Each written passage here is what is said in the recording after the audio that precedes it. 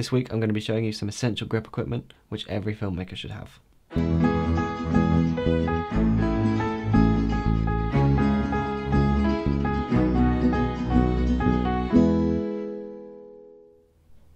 Hello, my name's Cade and this is DSLRguide.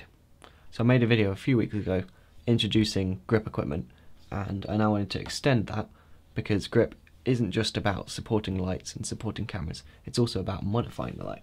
And that's what these things here do. So these are really essential things, and I just wanted to go through what each one does and why you may want to have it.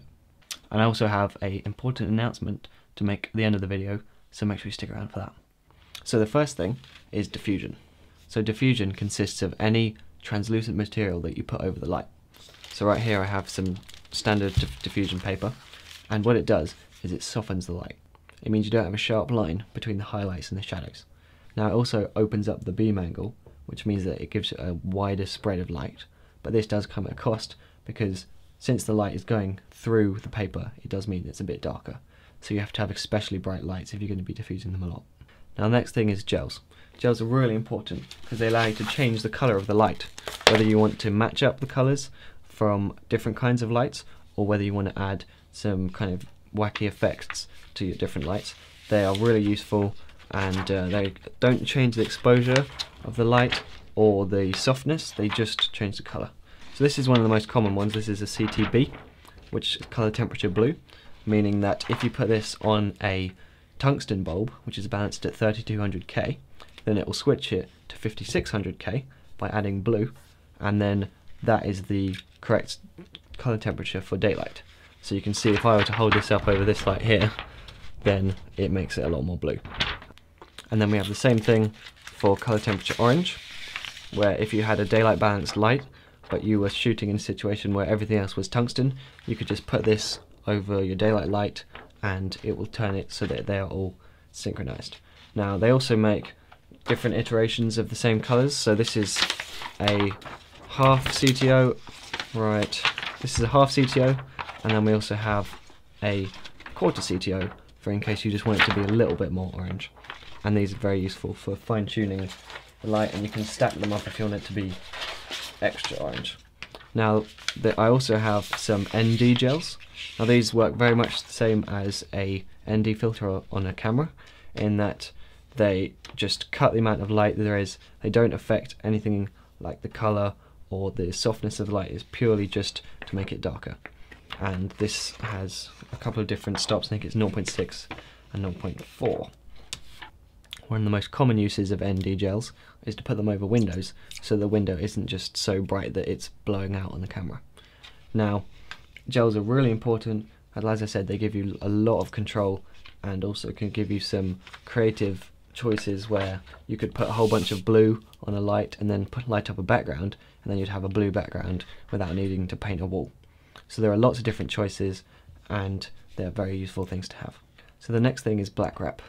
It's really useful because it's essentially tin foil that has a black coating on it, and what it's used for is to cut or block light. So for example, if you had a fluorescent light in your scene which was casting a flicker onto the background, if you don't have access to the light switch, you could always just pin up some black wrap around the light and then it won't be affecting your scene. Now the second most common use for it is to use it as barn doors. So what you can do is you can pin it to your light and then just angle it over so that you're not getting any spill onto the background, or let's say you want to light just half of someone's face. Now this opens up a whole range of different creative things you can do with the light, and so it's a really useful thing to have. And because it's tin foil, it's really flexible and it'll kind of stay where you want it to. So how do you attach all of these different gels and diffusion and black wrap? Now one of the ways you can do this is using gaffer tape. Gaffer tape has hundreds and hundreds of different uses on set. It's absolutely essential on every single film set. And I've got some white and black here, but they also make chroma key and caution tape, which can be used for taping down wires that you don't want people to step on. And like I said, there are just so many uses for these.